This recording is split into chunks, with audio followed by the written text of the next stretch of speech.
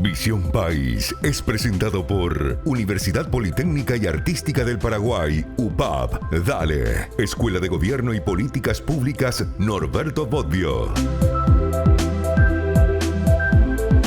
Buenas noches, bienvenidos a Visión País. Felices Pascuas para todos los que nos siguen los domingos en este programa que intenta contribuir siempre a la formación de una ciudadanía responsable. Hoy queremos analizar con ustedes la educación universitaria y titulamos nuestro tema La educación universitaria en Paraguay atraviesa su peor crisis.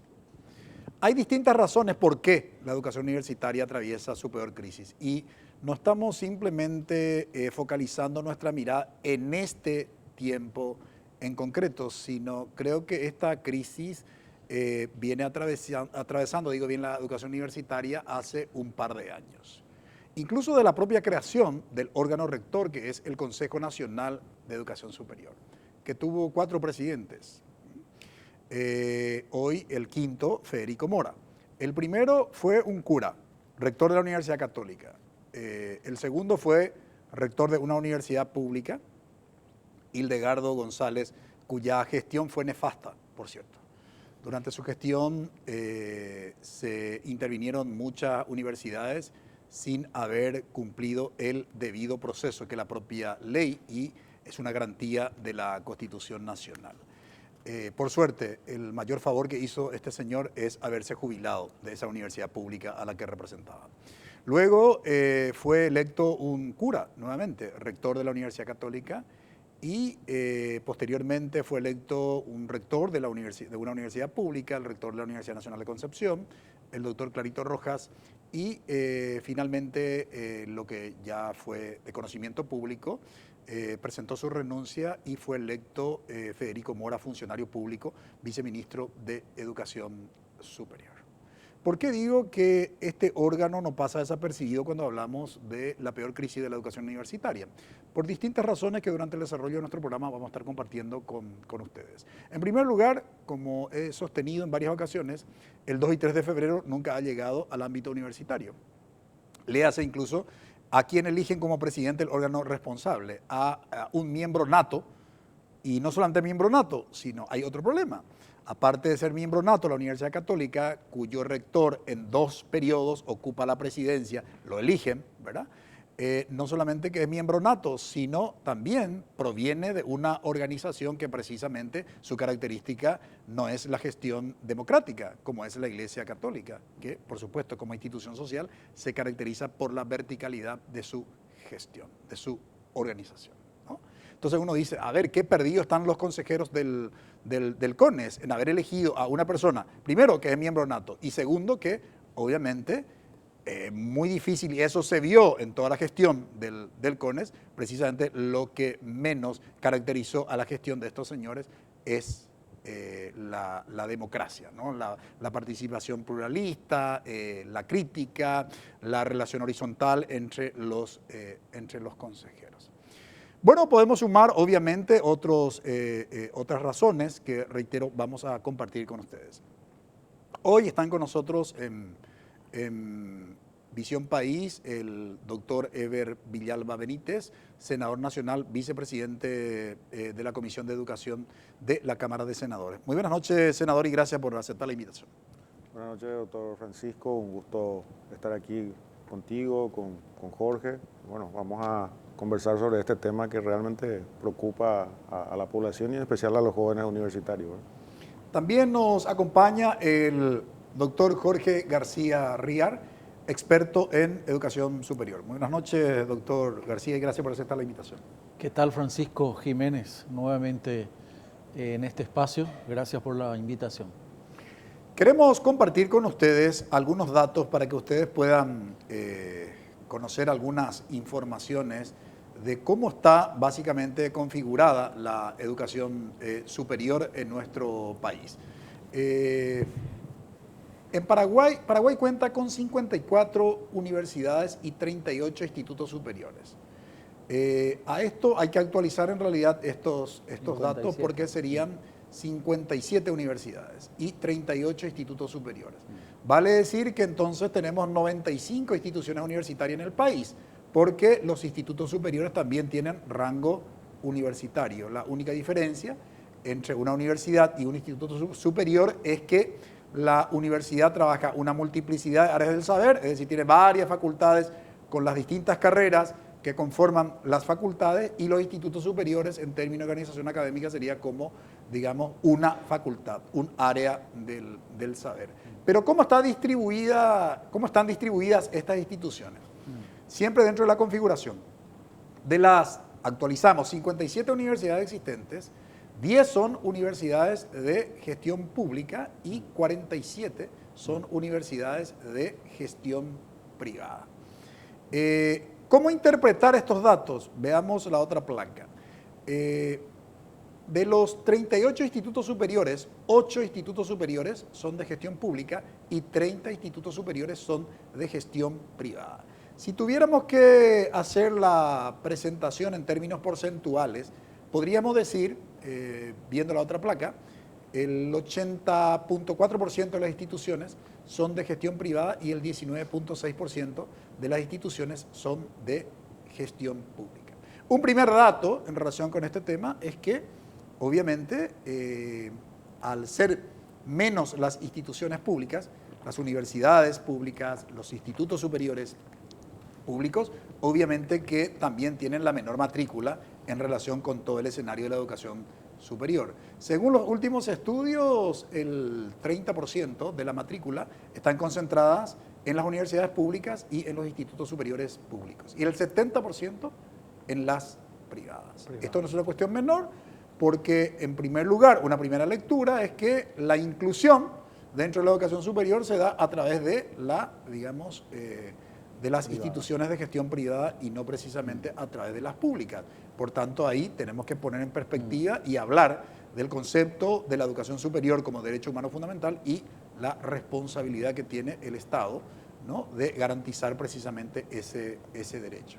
Por tanto, hay muchas cuestiones que vamos a poner en perspectiva, vamos a argumentar por qué es la peor crisis la que actualmente está padeciendo la educación universitaria. Le invitamos que nos acompañe en brevísima pausa.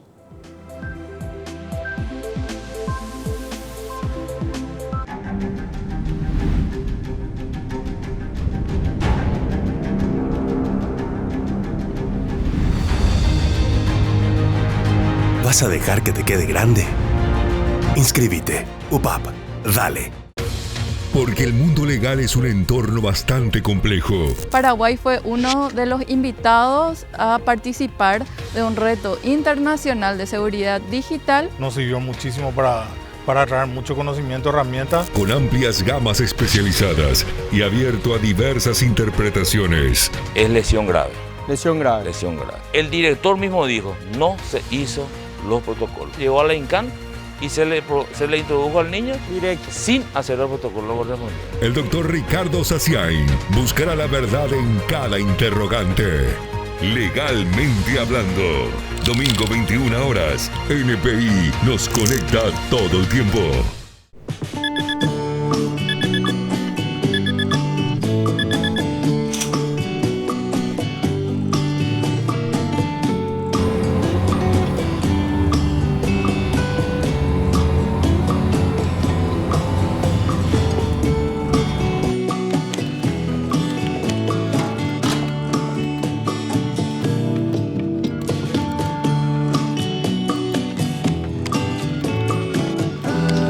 ¿Vas a dejar que te quede grande? Volvé a tu carrera. Convocatoria 2024. UPAP. Dale. Para mantenerte al tanto de los sucesos más resaltantes del día. Desde la ANDE, sí, desde esta institución, nos comentaban que están evaluando reajustar la tarifa de consumo. Fito Cabral, Gabriela Sosa y Dante Melgarejo te presentan La Jornada. Y este probable reajuste de tarifas de la ANDE generó una inmediata reacción en la oposición. Incluso plantean interpelar al presidente de la ANDE, Félix Sosa. La Jornada, lunes a viernes, 20 y 30 horas. NPI nos conecta todo el tiempo.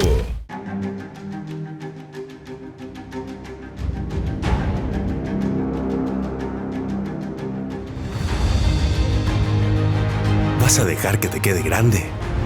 Inscríbete. UPAP, dale. La educación universitaria en nuestro país nunca se ha reformado desde su creación.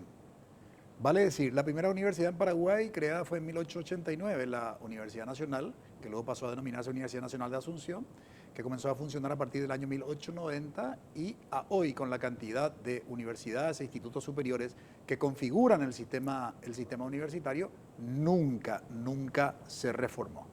Lo que hubo son reformas de carácter legal, cambios de leyes, ¿verdad? Pero como sistema no hubo, absolutamente, y esto es una gran carencia. Yo creo que esa falta de reforma de este nivel educativo es lo que de alguna manera contribuyó también, digamos, a su crisis. No sé si coincidís conmigo, doctor García Rial, respecto de la crisis. Yo creo que estamos en una crisis, pero digo, en parte, la reforma de la universidad antes de 1990 se daba en el entorno de la Universidad Nacional de Asunción, ¿verdad? Porque era la tradicional, la más antigua. Entonces las reformas venían por un cambio de estatuto.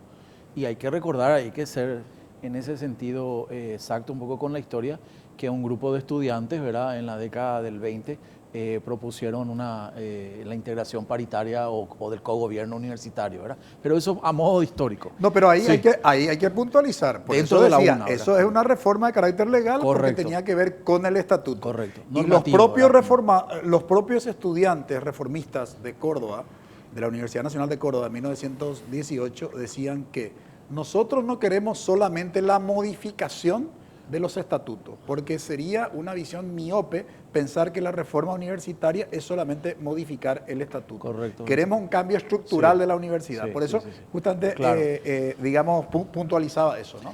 Pero volviendo al presente, a ver, recuerdo cuando era estudiante universitario, movilizábamos también a los estudiantes en contra de los estatutos de nuestras universidades que nos parecían que eran verticalistas, y ya hablábamos de la crisis universitaria. Creíamos entonces o pensábamos que la crisis era más bien política, institucional, ¿verdad? Pero hoy la crisis, como se titula tu espacio, yo creo que es una crisis de confianza social. Y lo voy a explicar un poquito, ¿verdad? Yo creo que las universidades tienen un rol social, una función social, hay una expectativa de la sociedad, formar profesionales íntegros, probos, de calidad, que puedan dar su servicio a la sociedad. O sea, hay un compromiso, o tácito o explícito, que la sociedad tiene sobre lo que se llama la institución universitaria. Y hoy esas expectativas me parece que están en crisis. Esas expectativas son las que hoy se están derrumbando. ¿Y cuáles son los signos y los síntomas de ese derrumbe? Por ejemplo, la posibilidad de comprar un título. La posibilidad hoy que tienen algunos actores o algunas personas de ir a alguna instancia pública y negociar directamente su título universitario, ¿verdad? Y luego ejercer altos cargos en la dirigencia política o en la toma de decisiones. Yo creo que eso rompe el pacto social. Ese es un síntoma de ahora, ¿verdad? Grave. Y que creo que eso está sin querer minando de a poco todo nuestro sistema que necesita ser revisado. Entonces, ¿para qué ir a la universidad? ¿Por qué estudiar en la universidad? ¿Qué me va a traer la universidad? ¿Qué diferencia me va a traer la universidad? ¿Cuál es el valor, el papel, el valor del papel que voy a tener como título, ¿verdad? Con respecto a eso. Yo eso quisiera lanzar de debate, esa crisis de confianza, de expectativa social, de ruptura del pacto social que tiene la sociedad con la institución universitaria en general. Ahora, esta crisis de la universidad, senador Eber Villalba, creo que lo ilustra bastante bien un epistemólogo portugués, Boaventura de Sousa Santos, ¿no?, que habla básicamente de distintas crisis, ¿no?, que viene atravesando la universidad hace décadas, ¿no?, que no solamente, digamos, tomando lo que señalaba el doctor García, no solamente tiene que ver con la formación profesional, sino hasta, digamos, hay una crisis de la identidad institucional y de la misión institucional. En ese contexto, ¿cómo ves hoy la crisis por la que atraviesa la educación universitaria? Bueno, en la última sesión del Senado aprobamos la creación de una última universidad privada, tiene media sanción, ¿verdad? Es la Universidad Rural del Paraguay. Y en mi intervención yo justamente mencionaba a este epistemólogo de la crisis de hegemonía. ¿Por qué una asociación rural recurre en la creación de una universidad porque las universidades actuales no satisfacen las necesidades que ellos tienen, ¿verdad? Por eso se preocupa, en vez de preocuparse por el campo, se preocupa por la formación de los futuros médicos veterinarios que van a trabajar en las estancias de estos grandes ganaderos, ¿verdad? Entonces, ese es el mensaje que nos da, ¿verdad? Y así en otras áreas se presentan proyectos, ¿verdad? Entonces tenemos una crisis que ya viene desde la creación misma de la UNA en nuestro país. Cuando se crea la UNA no se crea mirando una cuestión de Estado, sino una necesidad de formar a los futuros funcionarios públicos. Por eso se circunscribe solamente en Asunción, no se piensa en el interior, porque si se expandía se corría el riesgo, o sea, el gobierno corría el riesgo de que se le forme a la gente en el interior y bueno, de ahí vengan los levantamientos de gente que tengan acceso a formación académica. Entonces eso en solitario la UNA estuvo hasta 1960, así como estabas mencionando. Recién con el advenimiento de la democracia, en el 91 aparece una iniciativa popular en Pilar, Universidad de Pilar en formación, que adquiere estatus de nacional en el finales del 94. ¿verdad? Entonces, y ahí empiezan a crearse las otras universidades públicas. Ya. Nosotros tenemos un retroceso, o sea, un atraso, más bien dicho, de una cultura universitaria incipiente, y después con la proliferación de varias universidades, muchos están al frente sin conocer absolutamente nada de lo que es gestión universitaria o qué es una universidad. Lo miran como una entidad comercial donde se pueda generar ganancias, utilidades, ¿verdad? Y en ese sentido, hablabas del tema de matrícula. Hoy no existe ni un registro oficial confiable que te pueda decir cuántos matriculados existen en el sistema universitario. Solamente las públicas te puede, a través de pedido de informe, te puede responder. Las privadas esconden, porque en el sistema universitario paraguayo, dentro del sistema privado, hay varias universidades sospechadas de ser lavandería de dinero, ¿verdad? Donde el crimen organizado hacen figurar estudiantes para después de meter en el sistema económico financiero. Así que tenemos una gran crisis de identidad, de legitimidad, crisis de transparencia, lo mencionaba la venta de títulos y muchas otras cosas, ¿no? Yo, si me permitís, Francisco, agregaría un elemento más. No sé si es de crisis o una variable que puede explicar cómo estamos hoy o cómo está integrado este subsistema de educación superior. Muy bien lo presentaste en las primeras placas de este programa. El 80% de la oferta institucional es de gestión privada. Y hoy, en detrimento o frente a solamente un 20% de las universidades de gestión pública. Es decir, hay una retroacción de la voluntad del Estado, ¿verdad? Del Estado, sobre la educación superior y un advenimiento, esto en general, ¿verdad? Sin hacer juicio de valor, un advenimiento del sector privado en el mercado de la educación superior. Y esto hace que esos actores o ese grupo tengan mucha más fuerza en términos sociológicos de presión social para exigir sobre el sistema, ¿verdad? o sobre la regulación del subsistema ciertas flexibilidades o acomodaciones, que es natural, ¿verdad? Entonces, no sé, podemos seguir hablando de esto, ¿verdad? Yo veo que en este sentido el Estado necesita recuperar también su voluntad política, institucional, sobre la gestión, sobre las universidades privadas. Después podemos explicarte mejor cómo se puede traducir eso. La visión del Estado. Ahora, si vamos a seguir considerando a la educación superior como un bien público, un derecho humano fundamental, ¿verdad?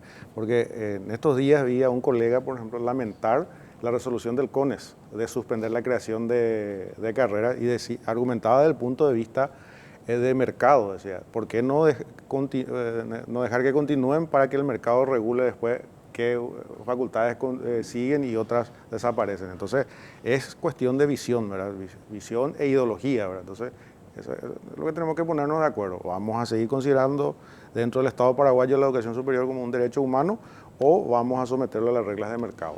Ahora, ahí hay dos cuestiones que me gustaría, a partir de que ustedes plantean. La primera es que yo desconozco, como estudioso del tema de la educación superior, desconozco que alguna vez el Estado paraguayo haya asumido su responsabilidad en relación con el tema de la, digamos, de la educación y particularmente la educación universitaria, porque hay otras instituciones que configuran la educación superior, o sea, nunca realmente el Estado. Por eso incluso vemos estos organismos creados por ley donde el Estado estaba totalmente ausente, ¿no? Entonces, eso me parece que no es un dato, digamos, no es un dato menor. Y lo que ustedes mismos también, digamos, instalaron, esto de que el mercado regule. Yo tengo mis serias dudas, en términos estrictamente economicistas, si en Paraguay existe el mercado o no, como en otros países, ¿no? En términos de competencia, en términos de, digamos, que esa competencia bajo las mismas reglas, ¿no? Realmente contribuya a la mejora, o sea, compitiendo entre los distintos actores, eso contribuye a la mejora. Tengo mis serias dudas. Pero respecto al tema de la figura del Estado, dígame si en qué época de la historia, digamos, el Estado asumió su responsabilidad respecto a la educación universitaria. Yo hice una revisión y no pasamos de lo meramente declarativo. Tenemos en leyes, ¿verdad? En la 4995, en el artículo 2 y 4, que habla de bien público, derechos humanos, pero eso no se traduce después en el financiamiento, por ejemplo, para dar mayor cobertura, para que puedan las universidades privadas tener suficiente presupuesto, primero para tener una buena paga a los docentes, después para tener laboratorio y pueda acreditar sus carreras, ¿verdad? Y hay una contradicción, ¿verdad? Por un lado te habilitan, Estado te habilita, CONES te habilita, universidad pública pone en marcha la carrera, desarrolla los cursos, y Estado otra vez te controla a través de ANEAE, pero no tenés los recursos suficientes, tenés que hacer, como dicen algunos amigos, ¿verdad? Hasta recurrir a financiamientos externos, te impulsa a eso, ¿verdad? No sé si es de manera intencional de algunos gestores, probablemente responda a una cuestión de visión ideológica, de limitar el financiamiento, y eso hace de que se generen más oportunidades para el sector privado para que pueda crear sus universidades, ¿verdad? Ahora, en el escenario de los Estados Unidos de América, es impensable hablar de este país sin sus universidades, ¿no? Por el papel que cumplen las universidades, sean públicas o privadas, sí, ¿no? Porque en el caso de digamos, de los Estados Unidos hay un porcentaje importante de universidades de gestión privada sui generis, ¿verdad? Muy especial porque son filantrópicas, ¿no? La propia Universidad Harvard es de gestión, digamos, de gestión privada, ¿no? Dicho esto, uno se pregunta, ¿cuál es el papel de las universidades en Paraguay? Jorge. ¿En general? En general, dentro de este contexto que estoy diciendo, sí, en el sentido de que, a ver, ¿cuál es el papel que cumple la academia, la universidad en los debates que se instalan en el Paraguay, en las políticas públicas impulsadas, digamos, por el Estado? O sea, bueno, eso que vos estás induciendo, ¿verdad? Puede ser un síntoma de la crisis del subsistema o de las universidades, ¿verdad? Su poco o escaso protagonismo hoy en la toma de decisiones o en la discusión pública de cuestiones de interés público, ¿verdad? Cuando yo hablaba de mayor compromiso del Estado, no me refiero necesariamente a la estatización de la educación superior. Que conste que ahora que estuvimos en Brasilia participando del Congreso Regional de Educación Superior, bueno, porque es Brasil y porque estábamos en Brasil y por la situación política de Brasil, la declaración final del CRES es de una universidad pública, gratuita e inclusiva, ¿verdad? Pero quedó manifiesto en Brasil la tensión que hay hoy entre lo público y lo privado. Sobre todo en Brasil, porque según los últimos datos, en Brasil el 90% de la matrícula universitaria está concentrada en las universidades de gestión privada. Claro, y solo 10 y ahí salían los actores privados y decían, no, también somos una... Pero en definitiva, yo no hablo de estatización, sino de mayor compromiso. Por ejemplo, senador, que también estás involucrado, ¿verdad?, en una universidad. No hemos podido, o sea, no se ha podido hasta ahora consolidar que yo le llamo así, un sistema público de educación superior. O sea, un sistema de educación superior pública. Por ejemplo, y acá hay un síntoma, ¿verdad? En una ciudad departamental, capital departamental, podemos contar con una carrera, o sea, la misma carrera de 3 universidades públicas distintas compitiendo entre sí por el mismo, vamos a llamarle mercado, o por la misma matrícula. Claro. Ese me parece un síntoma grave de la ausencia o del descompromiso del Estado. El Estado, yo creo que el Estado lo que tiene que hacer, sí. Planificar. Sí. Mira, ¿podemos hablar de eso, verdad? Podemos hablar para la vuelta de la pausa, porque pusiste en perspectiva algo que no es menor, que tiene que ver con la planificación del subsistema universitario. Correcto. Les adelanto, no existe. Para mí no existe. Salvo que hoy me convenzan tanto el senador como el doctor García. Brevísima pausa.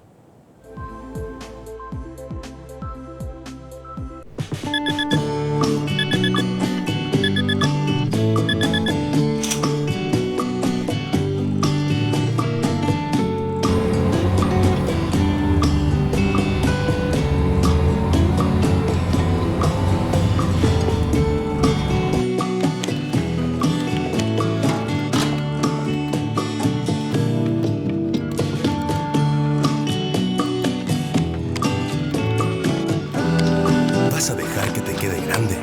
Volvé a tu carrera. Convocatoria 2024. UPAP, dale. NPI Espectáculos. El cine, el teatro y toda la movida nocturna también tienen su espacio. Bienvenidos a nuestro espacio de espectáculos. Oppenheimer fue la película que mayor cantidad de galardones se llevó y además en las categorías más importantes. Cillian Murphy, quien recibió su primer premio Oscar en la categoría de Mejor Actor. Padua Huésped te pone al día con la agenda cultural del fin de semana en NPI Espectáculos. Domingo 22 horas. NPI nos conecta todo el tiempo.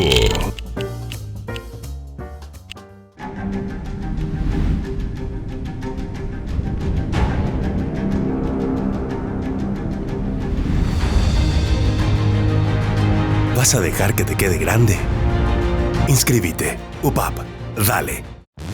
Tu programa matutino imprescindible vuelve para mantenerte informado. De la mano de Patricia Vargas y Juan Carlos Vareiro. Fuga de 4 internas de la penitenciaría del Buen Pastor y la recaptura de una de ellas. Acompáñanos todas las mañanas mientras exploramos los acontecimientos más destacados. Esta mujer que fue alzada a la fuerza a un vehículo. Esto ocurría en la zona de Cambuinetá. Buenos días, Paraguay. Lunes a viernes a las 7 horas. NPI nos conecta todo el tiempo.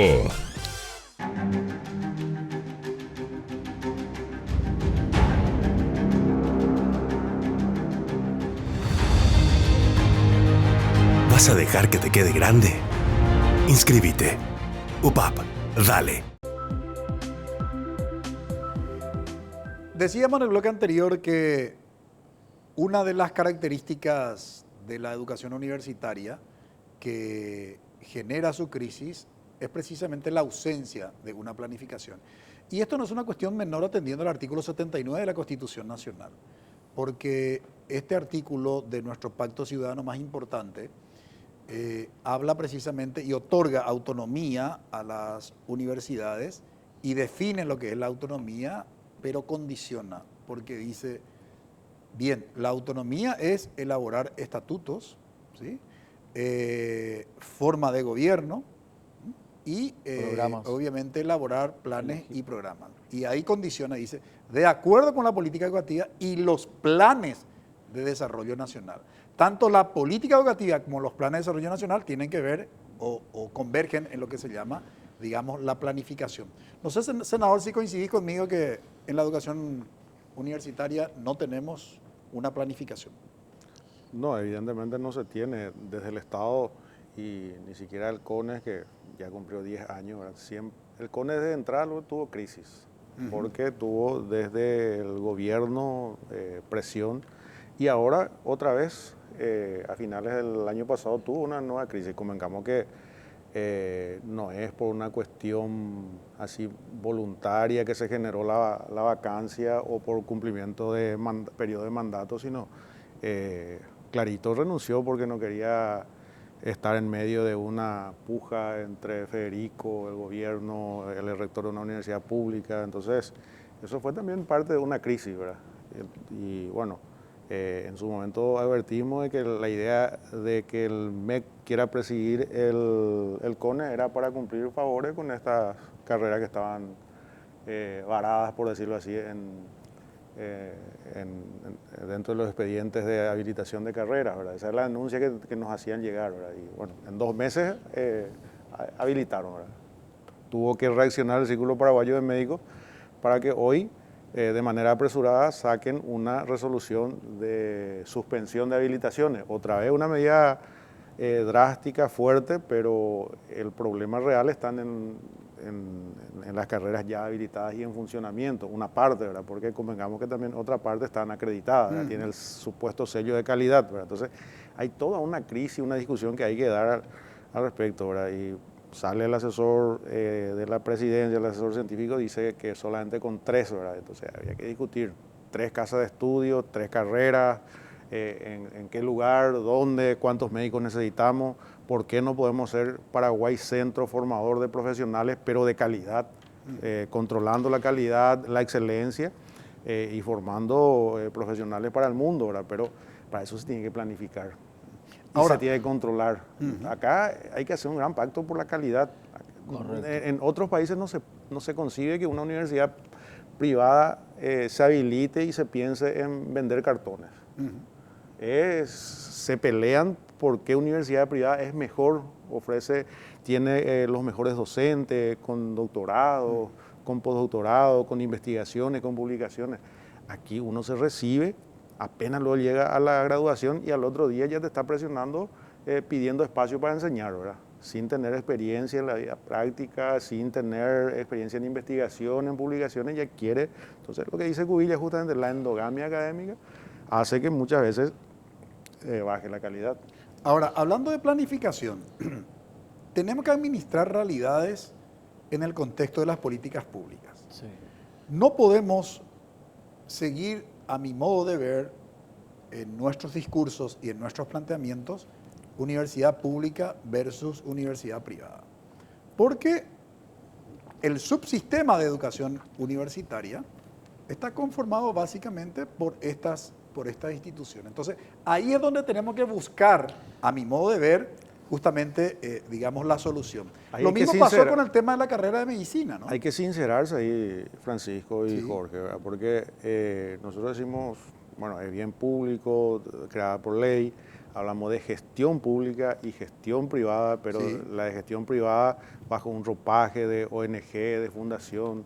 No, hay que sincerarse. Hay gente que se dedican empresarialmente y bueno, no está mal eso, pero que tributen. De ahí podemos financiar la educación pública. Entonces, pero que hay que sincerar el sistema. Senador, claro, entonces, lo que pasa es que el que tiene que sincerar, y muy interesante que ponga eso en perspectiva, senador, el que tiene que sincerar eso es el propio Estado. Claro, digamos, nosotros, o sea, el Estado, si las universidades de gestión privada adoptan una persona jurídica, es porque eso, digamos, está permitido, digamos, por ley. Por ley. Si se prostituye, ¿verdad? Digamos, la educación universitaria, algunas instituciones prostituyen, ¿sí? No hay que generalizar, prostituyen la educación universitaria por sospecha de venta de títulos, etcétera, etcétera, es porque los órganos creados para ese control, ¿verdad?, lo permiten, ¿no? Entonces, en ese contexto y dentro de la figura de la planificación, Jorge, no sé si coincidís con nosotros que no hay una planificación y que requerimos con urgencia. Yo creo que ahora, ante esta crisis, hay una oportunidad y la oportunidad creo que se conduce hacia ahí. Vamos a ver cómo después se manifiesta. Pero sí, categóricamente, las políticas públicas tienen que ser planificadas. La voluntad del Estado, se expresa en una política pública, pero no a la Bartola, ¿verdad? Entonces, esa política pública, y vuelvo al tema de la voluntad del Estado, tiene que ser expresada por hacer que sus universidades públicas sean las mejores, que estén dotadas del mejor presupuesto, que tengan la mejor financiación, que sean competitivas, no importa frente a la privada o frente a una extranjera inclusive, ¿verdad? O sea, esa es la voluntad del Estado. Hay un compromiso del Estado para que sus universidades, hoy hay arancel cero en todas las públicas, así que tienen que ser las mejores. Pero la voluntad del Estado también se manifiesta en generar las líneas de acción, los ejes estratégicos, vamos a poner las reglas del juego, ¿verdad?, donde se exprese esa voluntad. Por ejemplo, yo quería compartir contigo, con la audiencia y con el senador. En Brasilia tuvimos un interesante encuentro con rectores de Colombia. Ellos tienen dividido, creo, la educación superior en Colombia por regiones. Hay unos consejos de educación por regiones y esos consejos de educación están presididos por el gobernador. Pero si una universidad va con la propuesta de una especialización en café, por ejemplo, en la región A, se estudia eso en el consejo, dice, sí, nosotros necesitamos una especialización en café, pero no 3 especializaciones en café en la misma región. Entonces, hay una hoja de ruta, una línea clara donde se puede desenvolver la gestión privada y la gestión pública cuando las reglas son claras. Yo creo que hoy, Francisco, estamos adoleciendo de un poco de eso, ¿verdad? No quiero cerrarme, creo que hay oportunidades que se deben abrir. Es imposible pensar de aquí en adelante también la planificación de la educación superior como compartimento estanco o solamente en esa línea. Evidentemente tenemos que integrarla a la educación básica, a la educación secundaria. Hay problemas también ahí en la transición, ¿verdad?, en el puente que se hace. Y con la estrategia país, ¿verdad?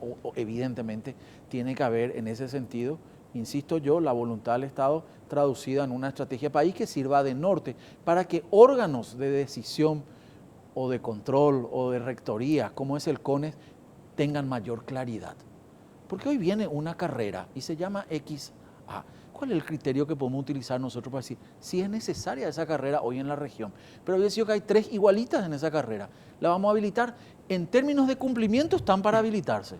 Pero en términos estratégicos no tenemos esa hoja y necesitamos construirla. Ahora, pero, la gran pregunta... No es el único elemento el tema de la necesidad de la región, ¿no? También puede ser por una decisión propia del Estado, ¿verdad?, como las carreras de arte, de filosofía, que son necesarias. Bueno, estaba a punto de señalar las ciencias humanas y las sociales. Seguro. Muchas veces, a lo mejor, siguiendo las reglas de mercado, o la demanda, como le gusta decir a algunos, ¿verdad?, no tiene mucha demanda de estudiantes, o postulantes, ¿verdad? Correcto. Entonces, pero son necesarias, necesitamos pensadores, ¿verdad?, que piensen, que se cuestionen, ¿verdad?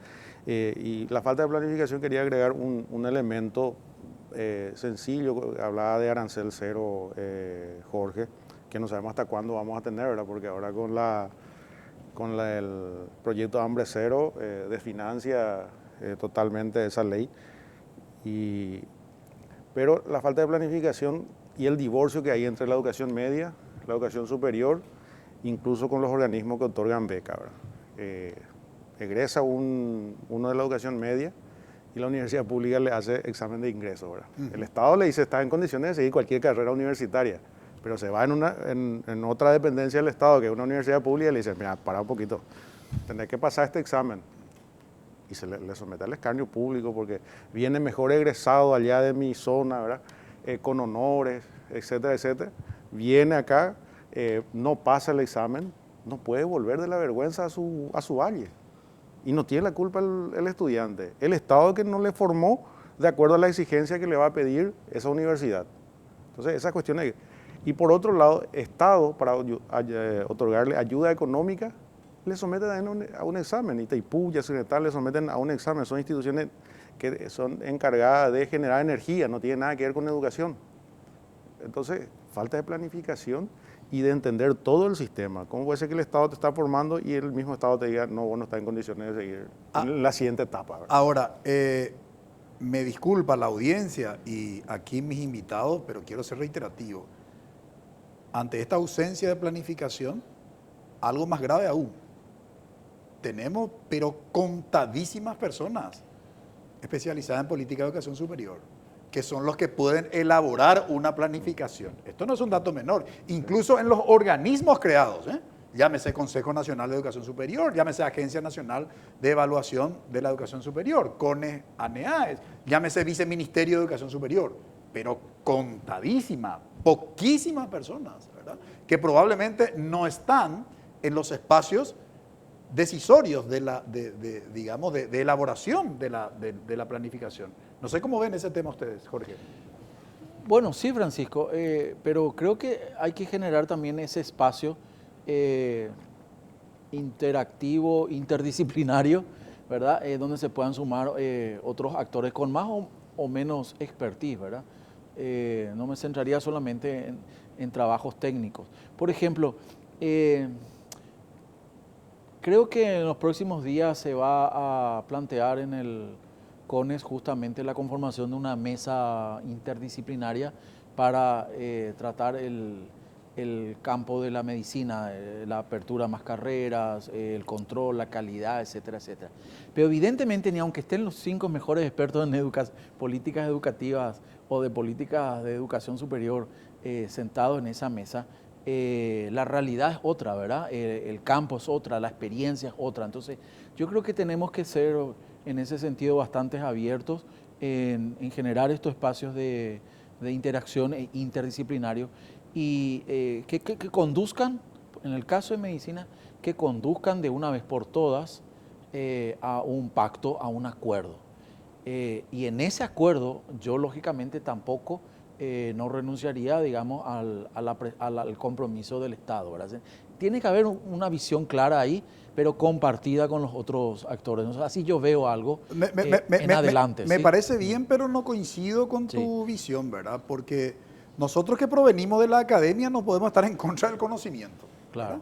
O sea, cuando yo hablo de un experto y un especialista en política educativa, porque es una persona que se preparó y conoce, y creo que puede poner elementos interesantes para la elaboración de una planificación. Ahora, obviamente, no vamos a entrar en una concepción tecnocrática, ¿verdad? Porque ahí tiene que haber una visión política, la responsabilidad del Estado, etcétera, etcétera. Correcto. ¿verdad? Es una visión de Estado también que pueda seleccionar y convocar a los mejores. Pero lógico, tiene que convocar y decir, mira, acá tenemos a gente formada, con experiencia, con publicaciones, ¿verdad? Pero igualmente con la participación de todos los actores, ¿verdad?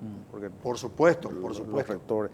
Yo quiero comentar de Francisco, Jorge, la ausencia del Estado, y termina la sociedad misma protegiendo este sistema perverso, ¿verdad? Haciendo campaña en la zona de Canindeyú, Villa Gatimí, ¿verdad? Me encuentro llega una familia y me dice, acá mi hijo está por ser ingeniero. Ay, como yo soy del ambiente, bueno, me quedo a conversar, pero le falta 23 millones para egresar. ¿Y qué es lo que pasa? Y acá está estudiando y necesita 7 millones para el que le va a hacer la tesis, 3 millones para el que le va a leer, no sé cuántos millones para cada miembro del tribunal y después para el título. Para el título. O sea, en total 23 millones lo que necesitaba el chico, ya había cursado toda la carrera. Y le digo, pero eso es gravísimo, la tesis no te puede costar nada, máximo si haces algunos estudios de laboratorio y demás, porque justamente, además, yo te puedo ayudar a eso, o sea, botar la voto para asesorar metodológicamente, ¿verdad? No se puede, si es que no se paga esos aranceles. Y después le pregunto, ¿qué universidad? Y acá está una filial, no estaba habilitada, no aparecía en el catastro, le dije, no, esto es más grave. O sea, la carrera no estaba habilitada. La carrera no estaba habilitada en la zona. Le digo, vamos a hacer una denuncia. No, por favor, porque a lo mejor me iba ahí, pero peante la UA Orendave, peante la Uña, estudias agua. Entonces la sociedad misma, bueno. Entonces esa es la ausencia del Estado, ¿verdad? Y muchas veces las políticas públicas, los ensayos de política pública se piensan de la comodidad de una sala de reuniones con café, aire, ¿verdad? Pero no se compadece de la realidad del Paraguay profundo, ¿verdad? Queremos volver sobre el tema, pero ya en el próximo bloque, hablando de cuáles serían las soluciones que podríamos proponer. Porque algunos dicen que la crisis es una oportunidad para el cambio. ¿Será así? Brevísima pausa.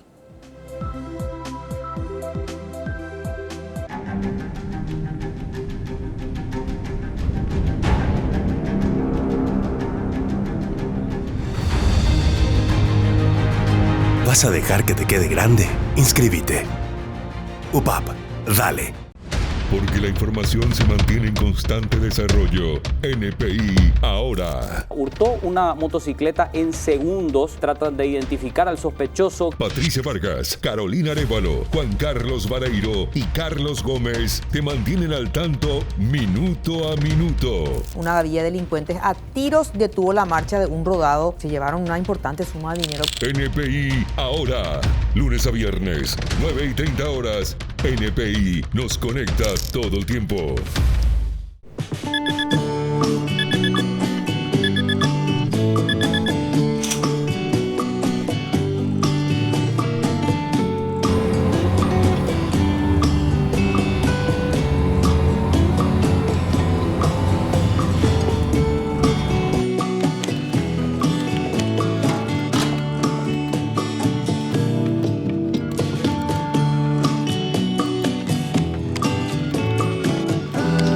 ¿Vas a dejar que te quede grande? Volvé a tu carrera. Convocatoria 2024. UPAP, dale. En Teledía Noticias, nos centramos en informaciones que resulten útiles para el desarrollo de tus actividades. Y empezamos hablando de esta historia de terror. Un adolescente de 17 años que contó con todos los detalles cómo era abusada sistemáticamente por su abuelo. Conectate a Carolina Arévalo y Roberto Coronel en Teledía Noticias. Y tras la expulsión de Katia González del Senado, esto pone a Paraguay en la mira internacional. Lunes a viernes, 13 horas, NPI nos conecta todo el tiempo.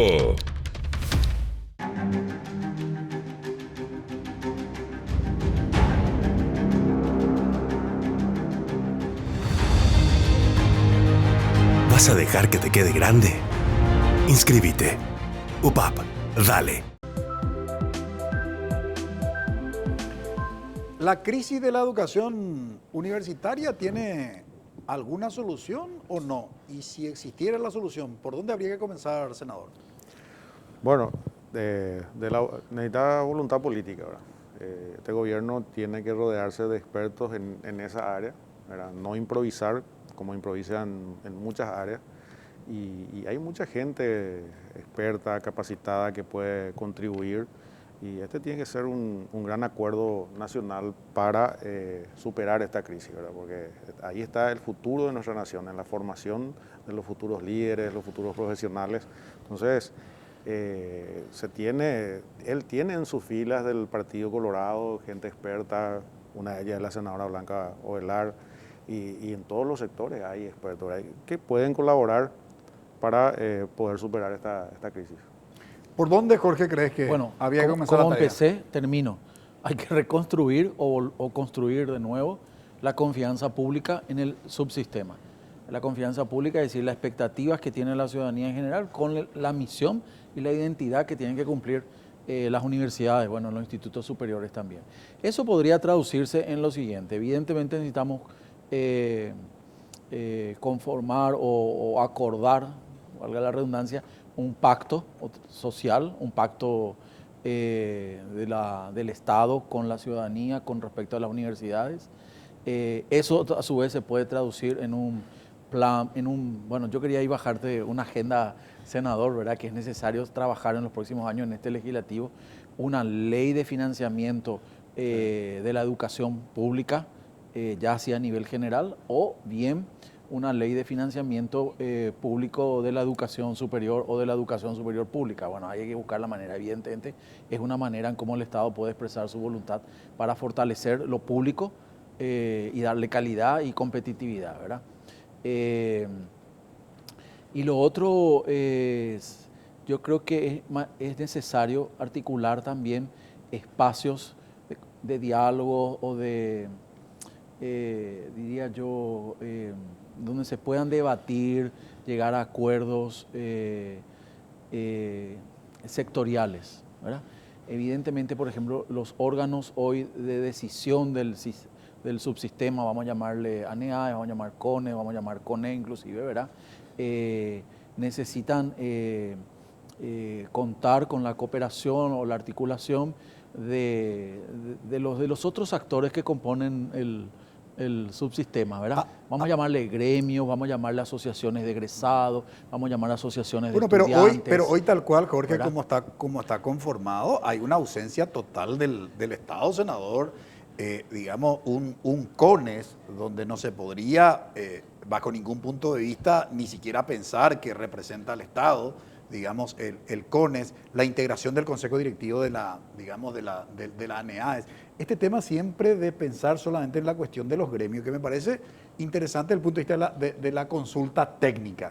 Pero no entiendo por qué siempre se piensa, digamos, en las cuestiones corporativas dentro de organismos que tienen que definir la política educativa, senador.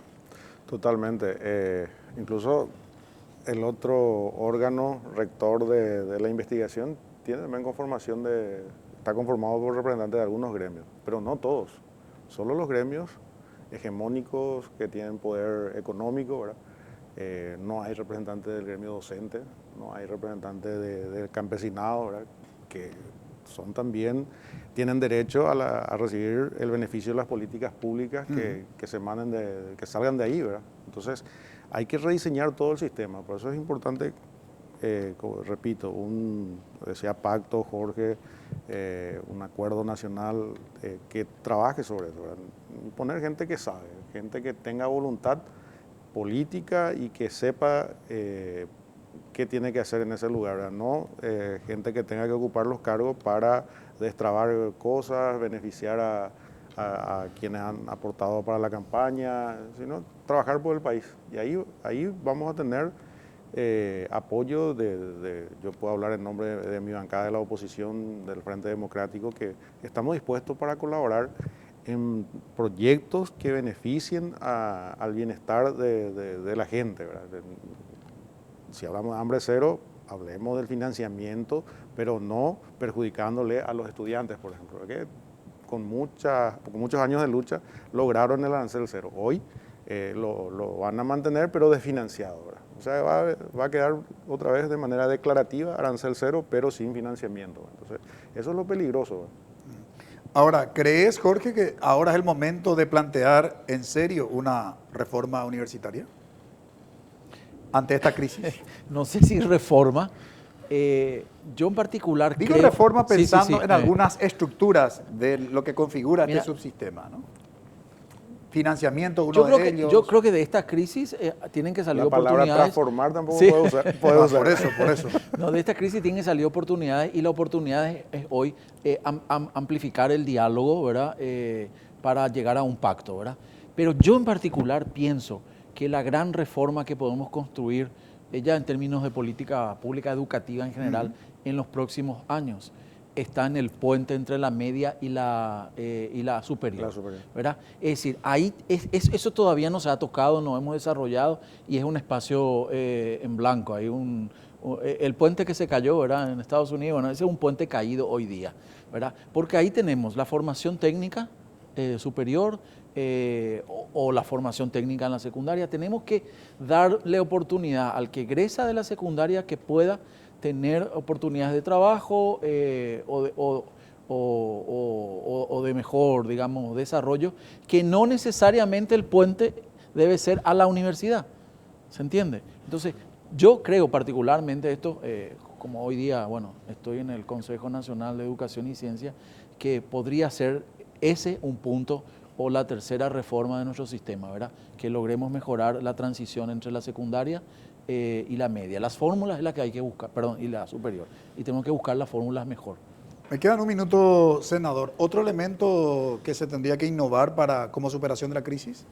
Bueno, hay que involucrar a todos los actores, ¿verdad? Hemos tocado aparentemente fondo, incluso agentes de CEPRELAT tenemos que meter en este estudio, porque hay sospechas fuertes de que a través de este sistema se está haciendo lavado de dinero, ¿verdad? Entonces, aprovechemos esta crisis, hagamos ese pacto que dice Jorge y trabajemos por mejorar nuestro subsistema de educación superior. ¿Algún otro elemento que sugiera, Jorge? 30 segundos. No, nada. Devolver la confianza a la sociedad, la función social de la universidad en general, formar ciudadanos éticos, íntegros, probos, profesionales y de calidad. Eso es lo que espera la sociedad de del resultado de una formación de 5, 6 años o 7 años. Y para eso necesitamos construir, fortalecer ese pacto. Pacto que se entiende, que entienda la gente, ¿verdad? Es un pacto entre los actores ciudadanos, ¿verdad? De ciudadanía. Eso es un poco lo que yo creo que hoy está muy deteriorado y es lo que se expresa en la crisis que va formulado o que hemos formulado en este programa. Gracias, senador, por colaborar con nosotros. A vos, Francisco, por la invitación. Jorge, un gusto siempre compartir contigo. Muchas gracias. Hasta la próxima, Francisco. Doctor Jorge García, muy amable. Brevísima pausa, a la vuelta presentamos nuestra conclusión.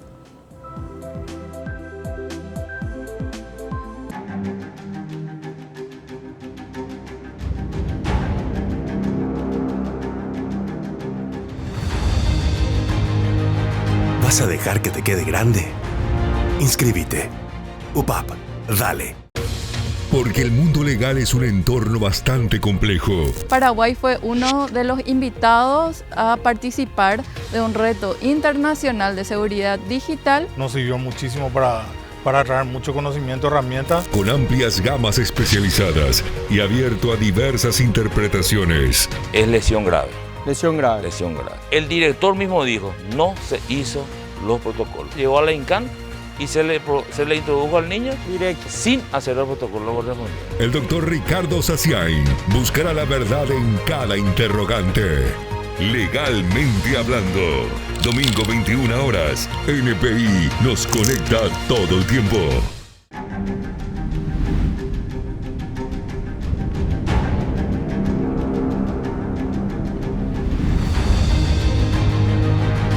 ¿Vas a dejar que te quede grande? Inscríbete. UPAP, dale. La educación universitaria atraviesa su peor crisis, fue el tema de análisis. ¿Cómo superar esta crisis? Es la pregunta obligada que debemos hacernos. Por supuesto que la tarea es infinita.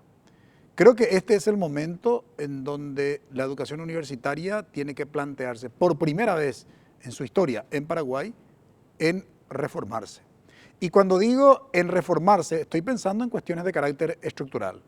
Una revisión del propio concepto de la educación como derecho humano fundamental. Es decir, qué políticas públicas genera el Estado para facilitar que estudiantes puedan proseguir sus estudios, que egresan de la educación media, puedan proseguir sus estudios en las universidades, sobre todo en el caso de las públicas. Y en el caso de las privadas, donde la mayor concentración de la matrícula está precisamente en este modelo de gestión, ver de qué manera se podría generar políticas públicas que pueda hablar de un único sistema. Y de hecho, la educación universitaria es un sistema público, lo único que varía o la única diferencia es justamente el modelo de gestión. Dicho esto, entonces, es importante que la educación universitaria, para superar su crisis, piense en cambios de carácter estructural. Y una de las cuestiones en el cambio estructural tiene que ver precisamente con la revisión de cómo está configurado los organismos encargados justamente de la gestión de las instituciones universitarias. Le hace Consejo Nacional de Educación Superior por un lado, le hace Agencia Nacional de Evaluación y Acreditación de la Educación Superior. ¿Cómo está básicamente integrado estos, organismos? Es decir, el CONES no puede seguir siendo jueces y partes los que integran este organismo. Eso obviamente, en este tiempo, y si queremos apostar por una reforma universitaria, debe ser revisada para cambiar. Por otro lado, también tenemos que evaluar la matriz de calidad de la evaluación de las carreras y de las instituciones del órgano responsable, que es la ANEAES. O sea, podemos identificar claramente por dónde comenzar esta reestructuración, esta reforma en la educación universitaria. Lo cierto y lo concreto es que no puede seguir este estado de cosas en la educación universitaria. Agradecemos su preferencia, que todos tengan un buen inicio de semana. Buenas noches. Visión País es presentado por Universidad Politécnica y Artística del Paraguay, UPAP, Dale, Escuela de Gobierno y Políticas Públicas Norberto Bobbio.